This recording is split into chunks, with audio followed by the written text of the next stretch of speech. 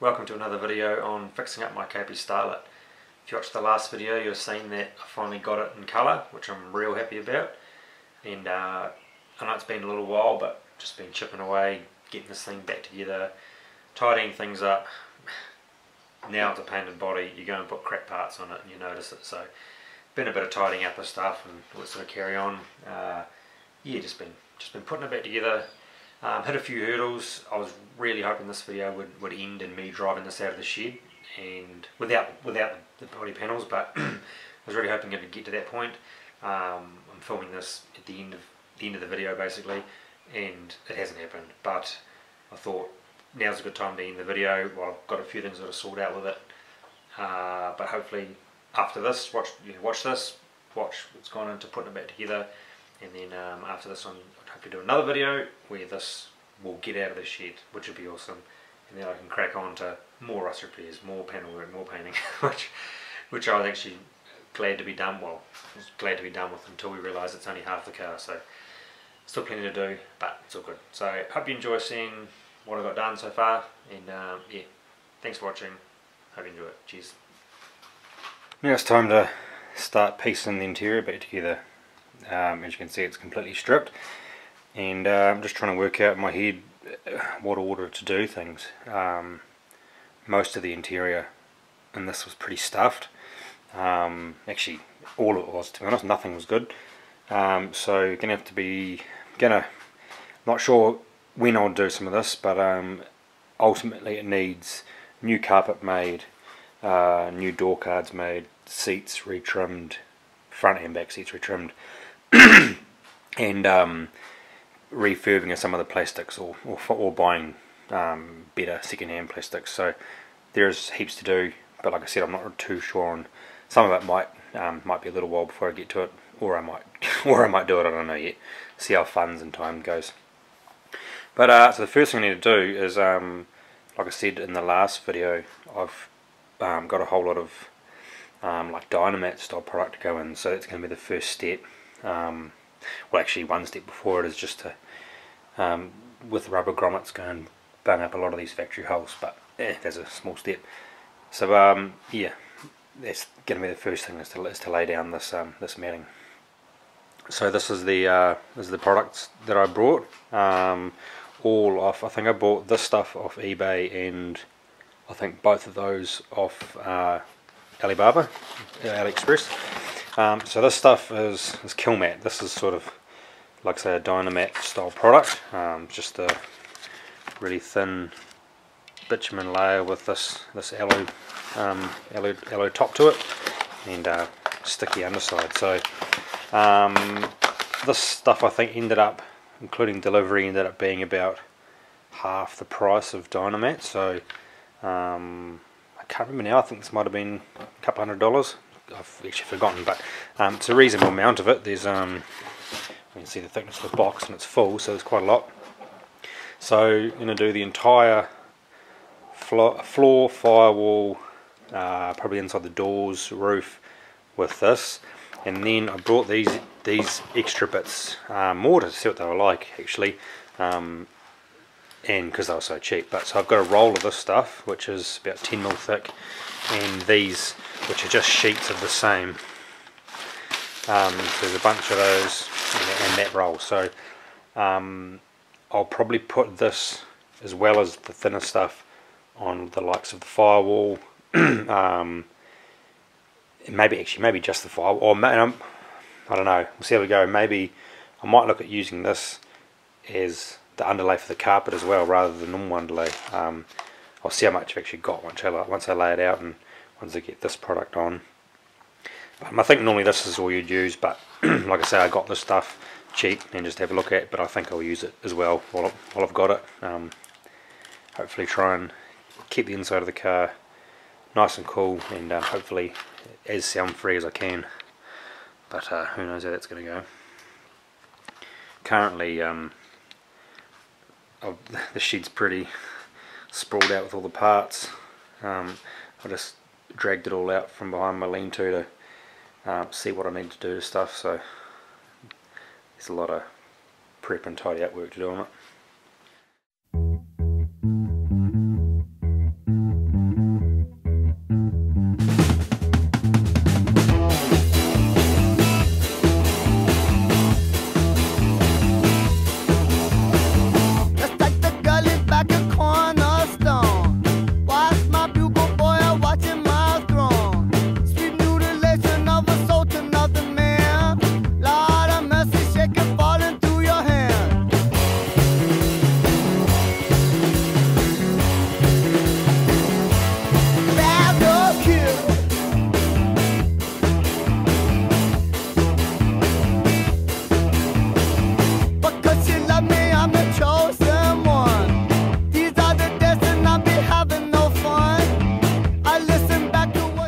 So I've laid down the kill mat, which was like 3mm thickness stuff. So I've done, as you can see, firewall, floor, and the, I guess you call it a boot and a hatchback, but the rear area. Put a piece each in these rear quarters, and I've got 4 sheets left, so I'm going to put 2 in each door. So that's used all of it. I was hoping I'd do the wheel tub, spare wheel tub, but couldn't do that. That's right. So now I've got a bunch of this thicker stuff that I showed you. So I think, looking at how much I got, I think I'll do the firewall in it, just to sort of try and prevent as much heat and noise as I can, and I'll do the roof. The roof had I don't know what you call it, just an old school style fabric sound deadener in it, so I'll put a bunch of that in the roof as well, and hopefully that should all make a huge difference. Looks nice too. So I haven't showed you, but I've got all the suspension parts and fuel tank and diff and everything. I've cleaned them up, gave them a bit of a scuff up, and I'm just going to respray it all in some 2K black. As you would know if you followed my diff conversion video, that was already painted, but I just changed a couple of little things tiny on it, and going to respray it all just so it's the same black and in 2K. So yeah, just going to go ahead now and spray all that. Told me before, just tell me where to come and knock down the door.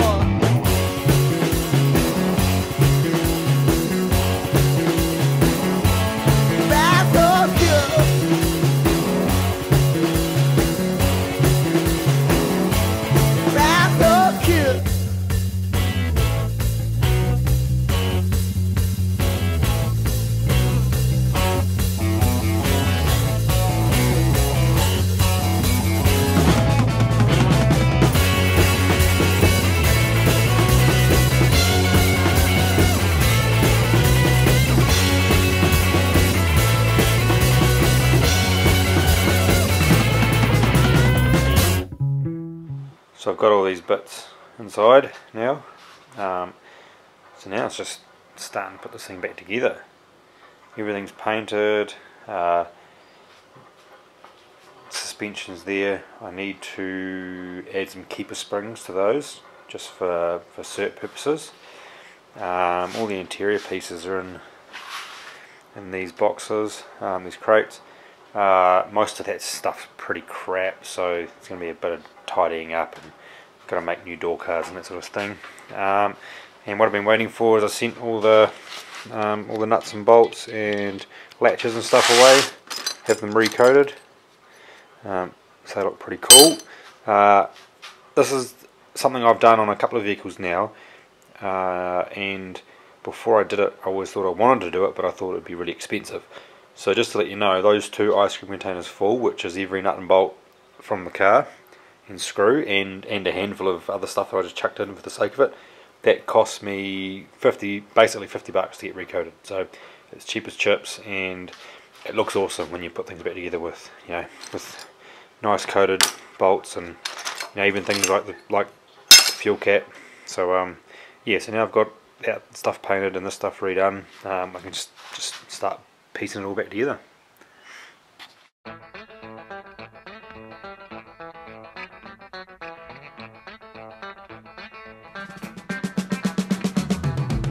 Say I'm great, I'm blowing. Well, the word is out and I learned. I'm the lady side of the story. You're pulling out before you get burned. Hands are squeezing me down to the bone. I never saw you breaking no law. That's the reason I got to leave you alone. What you took me for is just setting me up. Just while I'm putting this front end together, I thought I'd show you what I'd done previously to this to modify it a little bit. So if you know these Starlets, their front end setup is quite like an Escort, so the sway bar acts as the caster arm as well. Now, so because the sway bar is a caster arm, there's no real easy way to adjust the caster. You can use washers and machine sway bars and stuff, but to get, in my opinion, to get these things to drive a little bit better, they need a bit more caster. So what typically what people do is do whatever modification to the sway bar they want. So whether you're cutting it down or remachining it or putting spaces, whatever. But what it ends up doing is it pulls these arms really hard forward, these lower arms, and puts them on quite a weird angle. So what I decided to do was I effectively moved everything 20, I can't remember if it's 20 or 25 mil forward. So I've cut up the cross member, moved the steering rack that distance forward, cut the mounts off the lower arms, they've been pushed that same distance forward, and made up these bits of plate here. Try to get it to focus. That's where the sway bar mount bolts through, so the sway bar would come down and through here. Now it would normally fit over those two bolts there, that countersunk one and that one there, it would normally sit there. So I made this plate using the two original bolt holes, countersinking that one so it's flush, so that now this sits that distance forward. So effectively the entire front end is moved forward that amount, giving it a bit more caster, which was awesome. Felt a lot better to drive. The only other thing I maybe could have done a little bit differently with this is actually move the entire cross member forward rather than moving the mounts forward and the steering rack forward. But I didn't want to move the motor forward, so that was the way. You could maybe slot these and get the motor sitting where it originally was, but I wanted to leave that cross member as it was, so, well, as in where it was. So that's why I modified those bits. Put me down. You're just making me out to be your clown. Set me up, put me down. You better give it up. Yeah, give it up. Quit your messing around.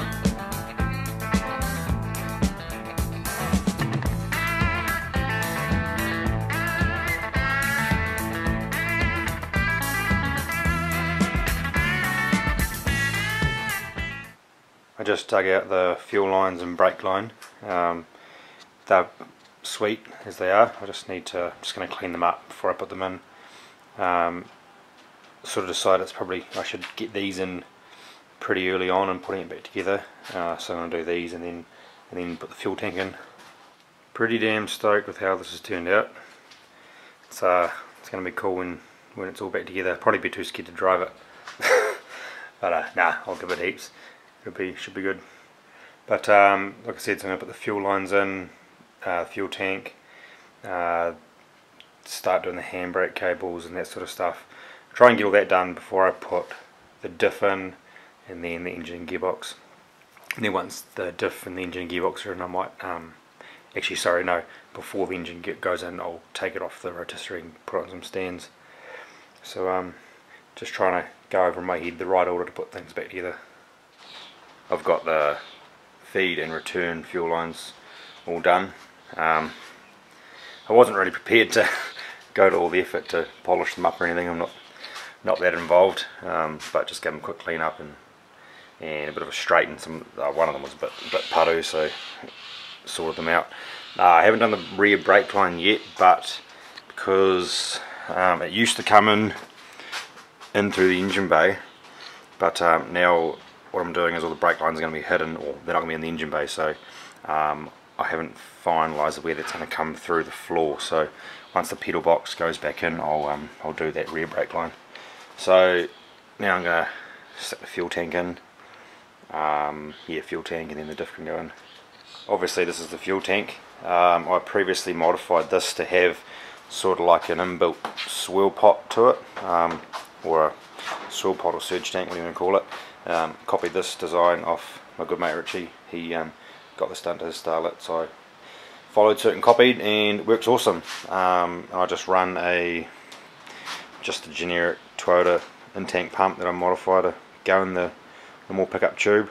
It's a real tight fit getting in there, but it goes. I don't think I can show it even through the holes, but that swell pot sort of extends up halfway into the tank, and there's some drain holes in it, so it works pretty good to avoid surge.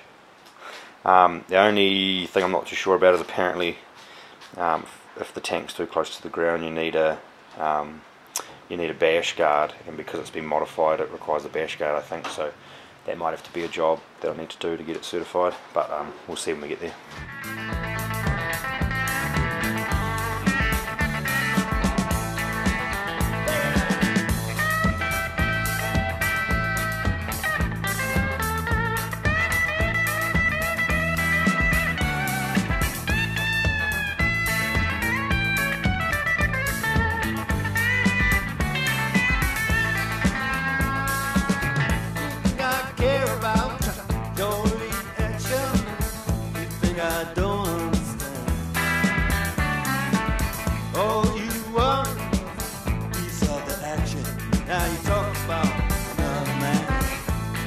Setting me up,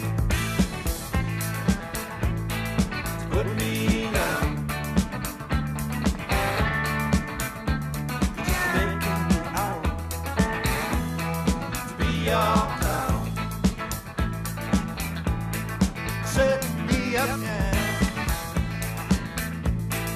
put me down. You better give it up, give it up, give it up. Quit your messing around.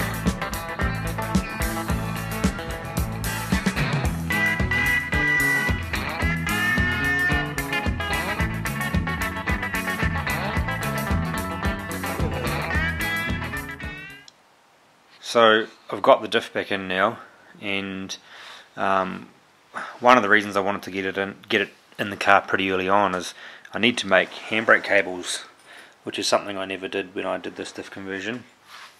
So I was hoping I'd put the diff in, and then I could make the handbrake cables with the car still in the rotisserie and flipped upside down, make it easy.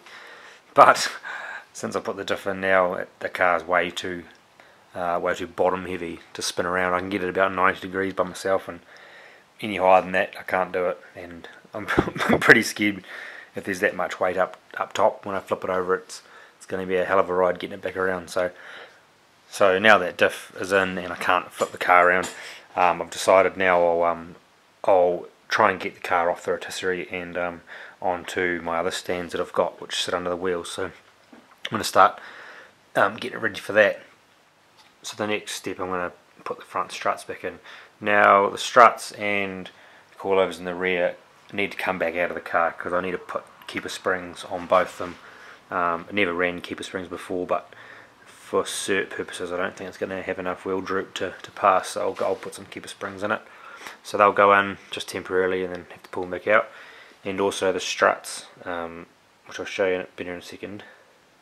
Now the struts I've made out of the factory Starlet hubs and stubs, S13 coilover, modified to fit, and it's got upgraded vented rotors and calipers off a Ford Laser, which I just happened to rummage through a bunch of cars and found ones that would fit under a 13-inch wheel and suit that offset and that width and all that sort of stuff. So that all works pretty sweet. And quite often, actually, if you put a sort of a different strut in a car like this, put an S13 in here, or the strut top anyway, normally you could modify the strut top to fit the bolt pattern of the car, but I actually modified the holes in the strut top in the car, which meant that I could then use a Sylvia strut brace as well. So that worked. It worked better to do that in my case, drilling the car rather than modifying the top hats. So just a close up of the strut, it needs a good clean up and a bit of a paint. I've left it raw because I need to get it crack tested, and it needs to be raw steel to get it done. So I haven't painted them, that's why they've gone a bit rusty, and these have been sitting since the car's been apart. So yeah, just an upgraded vented rotor. I made a caliper bracket to suit those laser single pot calipers, and obviously just the S13 coilover.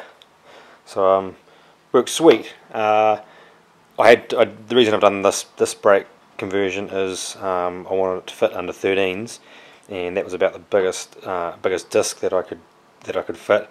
And I actually had some 4-pot Woolworths I was going to put on, but they didn't fit. I think there was too much.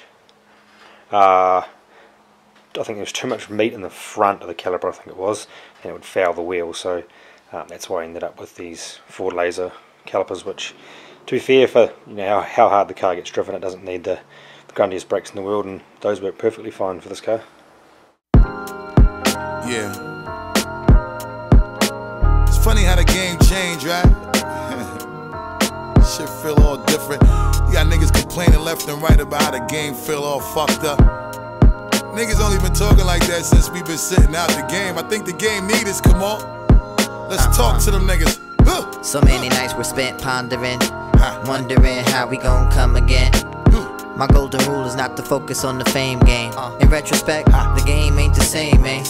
Their heart and soul is divided. They ramshack the music, no control up inside it now. Look at this, it's all stretched out and nasty. But letting money pass me. I just gave the motor and gearbox a degrees and water blast outside. So this is a small port 4AGE. Motor's stock and pretty tired. All I've done is made this manifold for the silver top quad throttles, made some trumpets, and it's just got some crusty headers on it. Yeah, it's a pretty tired motor. It uses a bit of oil, but does the job. And an Altezza J160 6-speed on the back, which I made an adapter plate to suit, which is a pretty common swap now.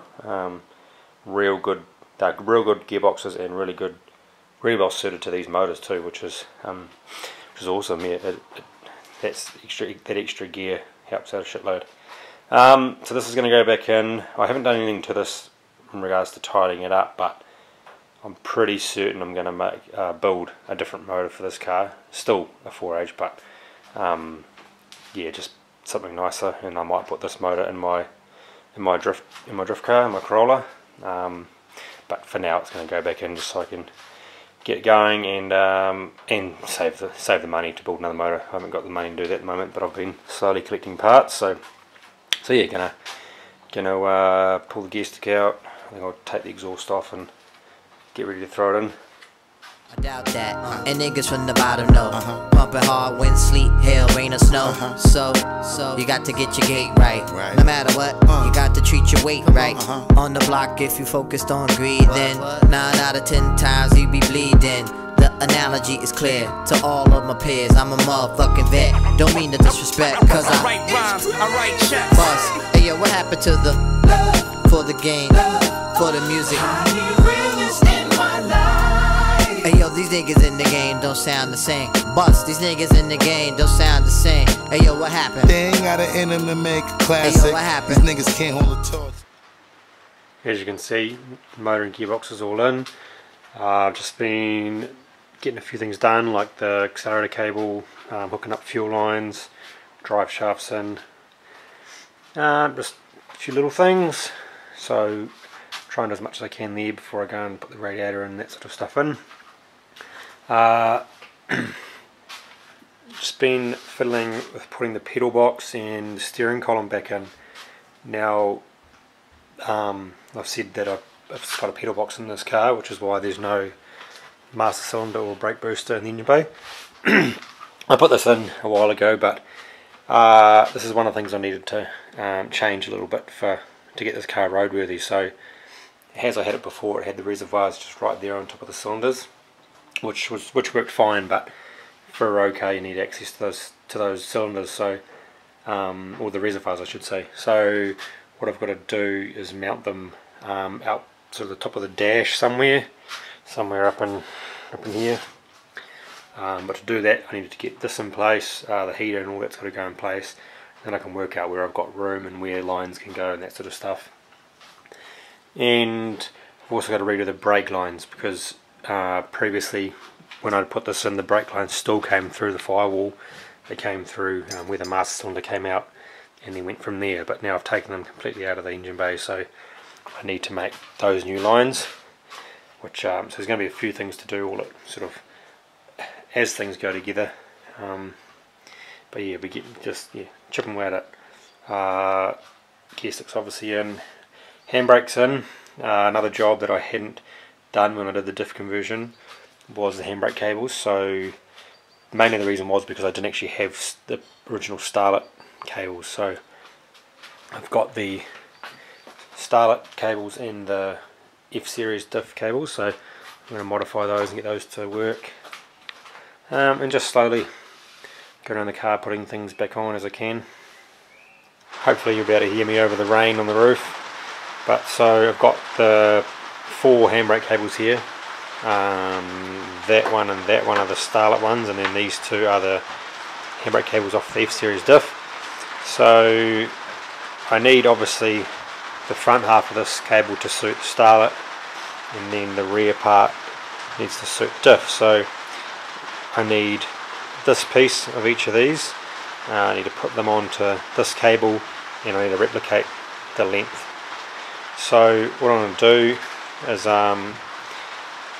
with a bit of butchering, you can get these ends off, and then what I'll do is I'll open them back up, shorten the cable up, and then I'll re-crimp these bits here are crimped onto the cable, on the cable outer, so that's easy enough to do. Just making sure I get the length right, obviously, so these 2 ends are the right distance from there to there, so that's not too bad. But the only part that I'm not too sure what I'm going to do yet is I need to get the inner out to be able to do all this, so I'll either need to cut off this end or the other end, which you can't undo without wrecking them, so I've got to come up with a way of how I'm going to replicate one of these crimped on ends. If I had blanks I could re-crimp them, but I don't, so I may end up just making something and then crimping it with a hydraulic crimper. So I'll see when I get there, but first I'll cut them up and I'll modify these ends to suit, and then once I get there I'll sort out what I'm going to do for the end. Why pass it? Hey yo, I ain't bringing their names up. These niggas sound trash, straight fouling the game up. You need to change up. Sound so trash when I see them feel like breaking their frame up. DuPont registry, talking about somebody else's cars. Motherfuckers better step up your bars. So as you saw, I just used a bolt just to open up that crimped part a little bit. So once I push the outer inside to there, I'll then crimp it back down again. So that's the cable roughly assembled. I actually ended up using the F-series outer, the reason being it was the same end on this end, all the ends are the same, and the Starlet one was a bit stuffed, so I've just used the F-series one, which doesn't matter at all, to be honest, it's the same thing, just shortened it down a bit. Now I've only pushed this on, I haven't crimped it, and I haven't done this end of it. What I'm going to do is I'm going to do both cables, put them in the car, and then I'll do this end when it's all in the car and I actually know that I've got it right, only because I'm sort of going off how the cables were sitting and they weren't really even, so I'm not really sure, like the length of inner sticking out here and there is important for it the handbrake to work properly, so I'm not exactly sure if they were right as they were sitting, so I'm going to actually put it in the car, or do both cables, put it in the car, and then I'll finalise this end, and then I can do that, and then I'll crimp these on again properly. So I don't know if this is the case with lots of different makes of cables, but they're obviously both Toyota cables, and they're the same size, they're the same ends, so it's not too hard of a job. It's just the diff mounting really that is the difference. I could have used the entire F-series cable. The outer would have fit. It was a bit long, but it would have fit. The only thing is the Starlet has a lot more inner sticking out this end, and the F-series wasn't long enough, so that's the reason I've had to change it over. So I've just popped these handbrake cables in position and hooked them up, and found out that the inners are too short. Not by much, but I think just because it might be a bit hard to show you, but the handbrake cable comes in through here and it's got a pull on this lever here on this F-series diff and on the original Starlet setup. This amount of cable here is a lot shorter, so although it should be pretty close, the diff's in the same place and the handbrake handle's in the same place, is obviously just that little bit extra length. That means the inners don't work, so that sucks. But as the left and the right sides are different lengths, I'm going to try and take the inner out of the long side and put it in the short side, and hopefully that'll at least make one cable alright, and then I'm going to have to try and find a cable to do the long side. So I'm going to give that a shot, hopefully that works. I'll sort of show you under there, but I don't think you'll see much.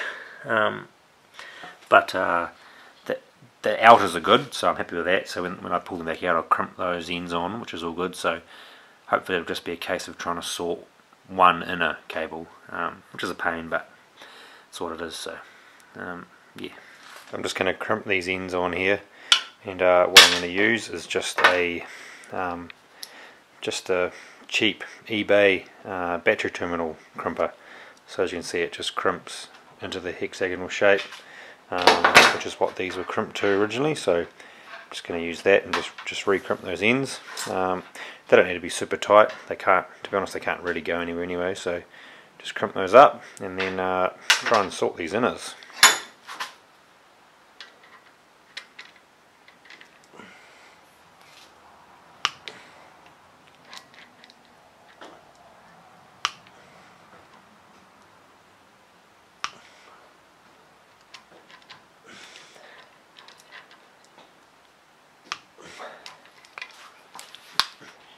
So I'm going to move on to the brake lines now from this pedal box, and like I said, this pedal box was in the car before I painted it, but the brake lines used to come into the engine bay, came in through the hole that I welded up down here, and they used to go through the firewall and along the firewall and whatnot. So I'm going to change that, and it's all going to run on the inside of the firewall now, and I've already pre-drilled holes that go, I don't know if you can see, just up in here. So they'll come through from the firewall into the wheel well and then to the brakes, obviously. And I also need to do the clutch line and the rear brake line. So just had all my fittings turned up to do all the hard line in here. So I'm going to move on to doing all that. I shouldn't have done it, but I need to drill the holes for the rear brake line and the clutch line now, which I should have done before I painted, but I kind of need to put some of the dash back in places just to make sure things clear and work fine. So yeah, it's just what I've got to do. So show you the fittings I've got. So just a selection of fittings. Well, that's some of these are ones I already had, but a bulkhead fitting, a few 90-degree bulkhead fittings, and one T. So the T will be for the front brakes, because obviously it goes to the two front brakes. So should have everything there and some hard line, and yeah, just going to move on to doing that. So I normally try and avoid having to buy well, whatever I can really. If I've got stuff that I can use, I'll try to use it, but in this case I had to buy whatever I needed. So hopefully this T-piece, I'm planning on screwing that directly into the master cylinder and then having the two outlets. These four are all bulkhead fittings, so rather than running the hard line through a panel with a grommet or whatever, these bulkhead fittings actually, so in this case the panel would be through there with a nut on the other side, and then you just do your double flare hard lines on either end, and then using tube nuts, and with these actually need these little spaces just to be the right size. So these are all -3 fittings, and these two adapters, hopefully, because the master cylinders they have aren't a double flare fitting on the master cylinder, so these adapters will take it from just a normal -3 fitting to the double flare brake line. So I'm going to go screw some of these in and put them in place and see what I've got to work with. So I've got the fittings in the master cylinders now and the bulkhead fittings in. So as you can see, the right hand cylinder there has got the T-piece in the end of it, which that cylinder's for the front brakes, the middle one's for the rear brakes, and the left is for the clutch. So I just had to drill a hole in the side of my bracket there so the line can go through. So right side and left side will plumb off. If you can see, next accelerator pedal there, that bulkhead fitting goes through the firewall So it's going to be a nice easy plumb just from here down, along and down. It pops through there nicely. The rear and the clutch bulkhead fittings are just there next to the clutch pedal, so they'll be nice and easy to plumb as well. They'll just run up the firewall and along the bracket into the cylinders, and then the left side, if you can see it over there. So I just put the heater box in before just to have a quick look, and there's plenty of room to probably run the hard line up along under the dash there and then down. I'll just attach it to whatever fittings are around. And just hope I can show you the clutch and the rear. They just come out down there nicely, so they're pretty hidden. They're 90-degree fittings, but so one fitting has the 90 in the firewall, and then in the engine bay, and then the other has the 90 into the inside. So just for clearance issues, really. So yeah, going to start making up the hard lines now.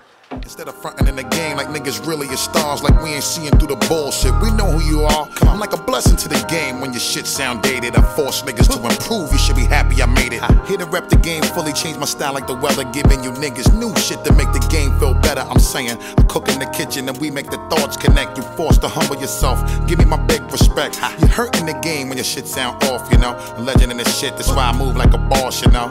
You better be tight, cause you could get tossed for sure. Y'all niggas know what's up. I come correct with money long, cause I write rhymes, I write checks. Hey, yeah, what happened to the love for the game, for the music? I need realness in my life. Hey, yo, these niggas in the game, no sense. So I've got all these hard lines bent up and routed now. I'm just going to go through and make a few brackets and clips to hold things on. Might be a bit hard to show you in here. Just trying to get to focus. I need to sort of tie all these are all just rattly at the moment, but I need to sort of clamp them to the bracket. I might tie them all together a bit as well, and just make them look a bit nicer once they're all tidied up. I ended up changing these bulkhead fittings around here.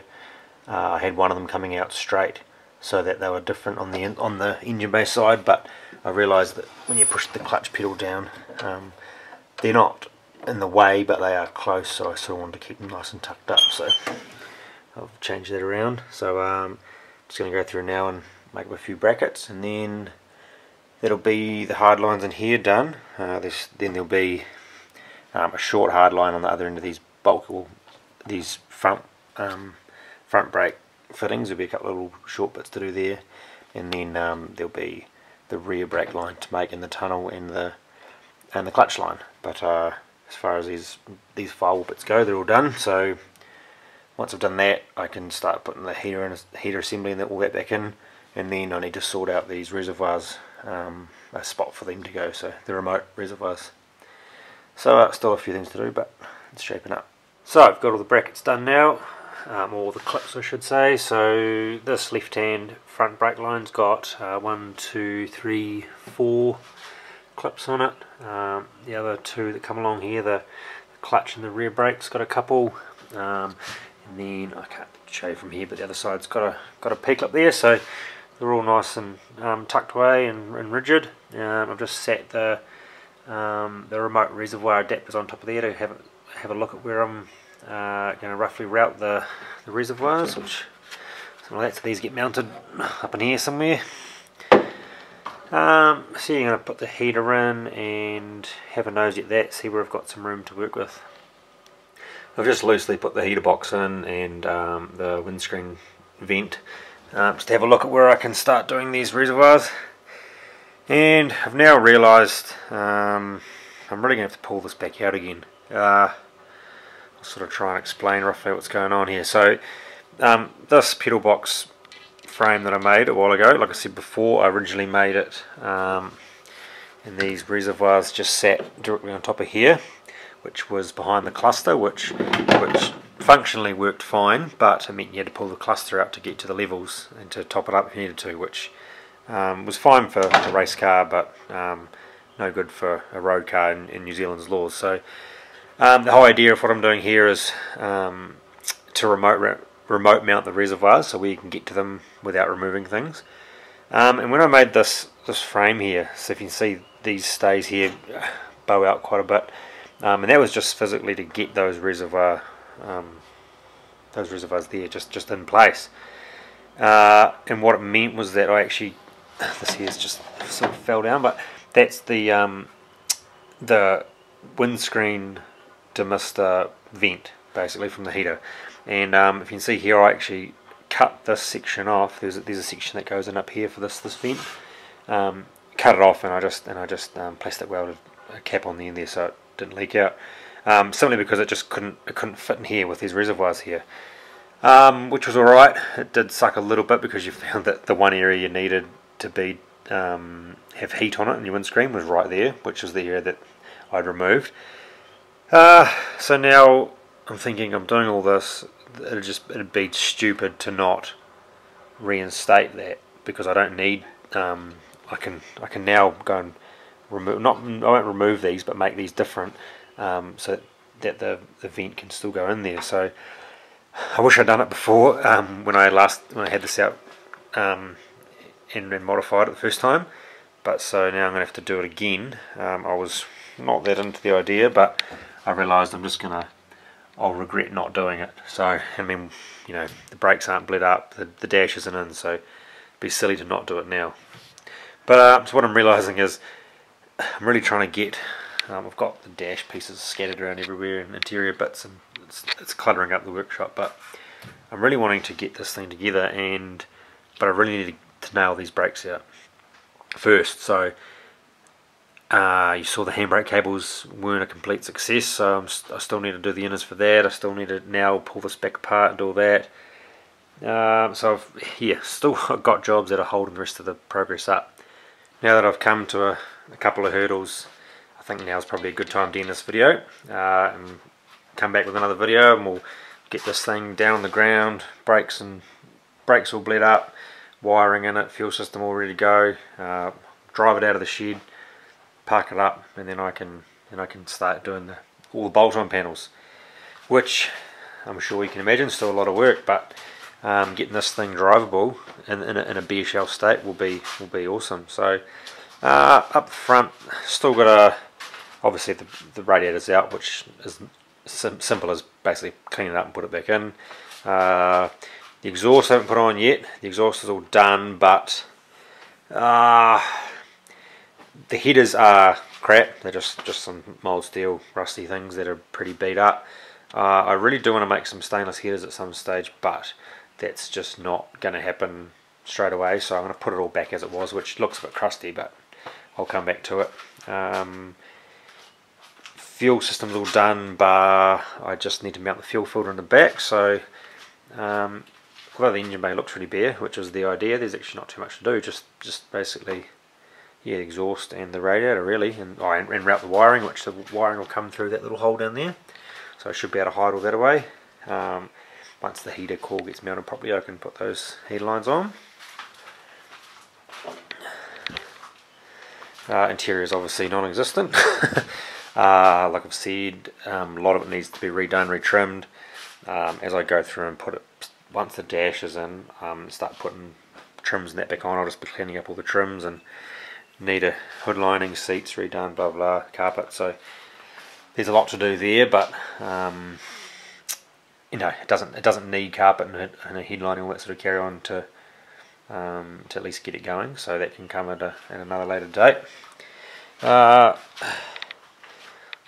Suspension is all good and in, except for, like I've said, the keeper springs. So I'll be pulling the coilovers back out and putting keeper springs in it, and just getting those struts crack tested. But it's all bolted and ready to go to at least move it. Yeah, not much else to say, but hopefully the next video, get this thing out of the shed and out in the sunlight, so it looks like in the sunlight. I'll be actually looking forward to that. Like I said, I was really hoping that this video would finish in me driving this car out of the shed. That's not going to happen, but this video is probably long enough as it is, so end it here. I'll carry on working on it as I've been doing. In the next video, hopefully I will drive out of the shed. It'll be good. And then, like I said, from there it'll be doing all the bolt-on panels, panel beating them, rust repair, paint, all that sort of stuff. I don't think I'll film it. I think you saw enough of that with the shell, and it's all the same stuff, so I don't think you need to sit through hours of that again. But yeah, I should do one more video of getting this, the basic car back together and going, and then after that hopefully it'll be a basically complete car besides interior. I suppose interior is probably a while away, to be honest. But yeah, hope you enjoyed it. Thanks for watching. It's shaping up and I'm stoked so far. Can't wait to go for a hoon of it. It's gonna be awesome. Cheers.